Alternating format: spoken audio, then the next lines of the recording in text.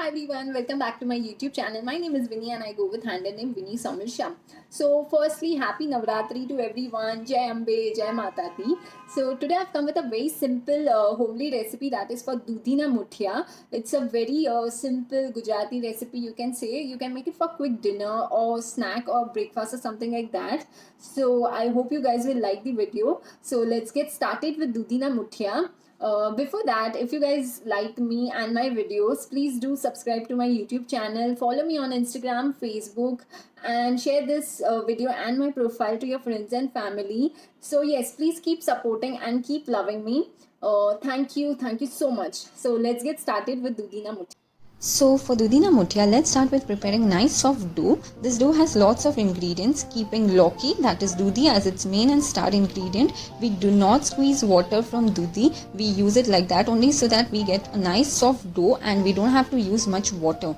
So let's see what all other ingredients I have put into this dough. So mainly I have used fine wheat flour, that is gehu ka atta. Then in little quantity I have also taken coarse wheat flour and besan.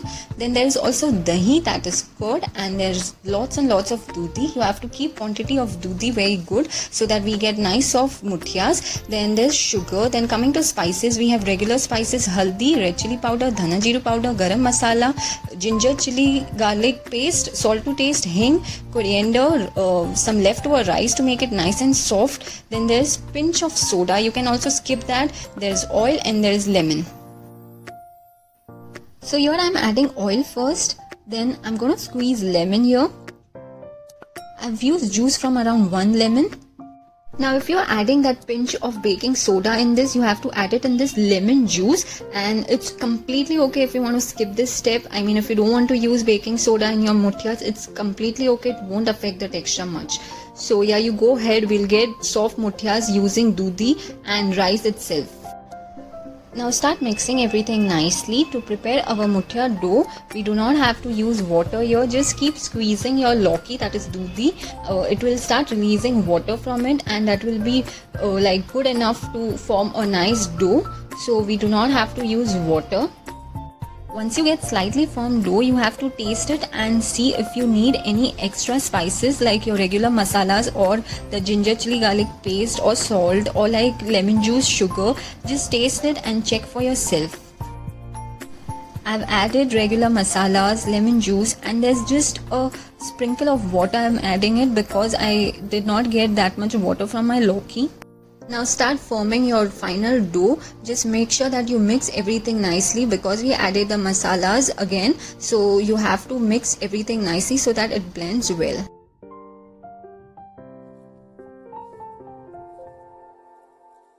Our dough is ready now. You can see it is so soft and sticky. It has to be like this so that our final muthias are nice and soft. Now grease your hands and steaming plates with oil and start rolling muthias. Now pinch out a big dough ball and give it a cylindrical shape, and then keep placing all your muthias on the steaming plate. Now as you can see, all my muthias are ready for steaming. I've placed them on steaming plate which was greased earlier with oil, and my steamer is also preheated.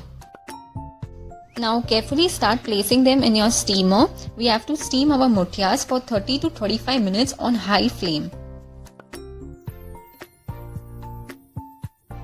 After steaming the muthias, they look like this. As you can see, they are cooked so well. Now you have to remove them in some plate and let it cool down, then cut it into slices. You can keep it thin or thick as per your choice. Now we have to do tempering, that is vagar of muthias. We have to heat oil, add rye, sesame seeds, that is til, kari patta, green chilies, hing, and then we add our chopped sliced muthias. Now give it a good mix. You can keep flame high to medium. Now you have again one more chance to add any spices if required, like you can taste it and add salt if required, regular masala or any garam masala. You can also add sugar. Sugar enhances the taste of muthias.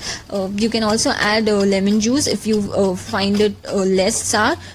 So yes, you can add taste and add whatever as in required. Now cover the kadai with a lid on top and get the flame low, and now let it roast nicely for 10 to 12 minutes. We have to keep the flame low so that we don't burn our muthias, but we have to let it roast nicely with a lid on top. Keep checking in between. we need to do this so that our muthias get super hot and we get that nice soft and crispy texture. So we have to roast it very nicely.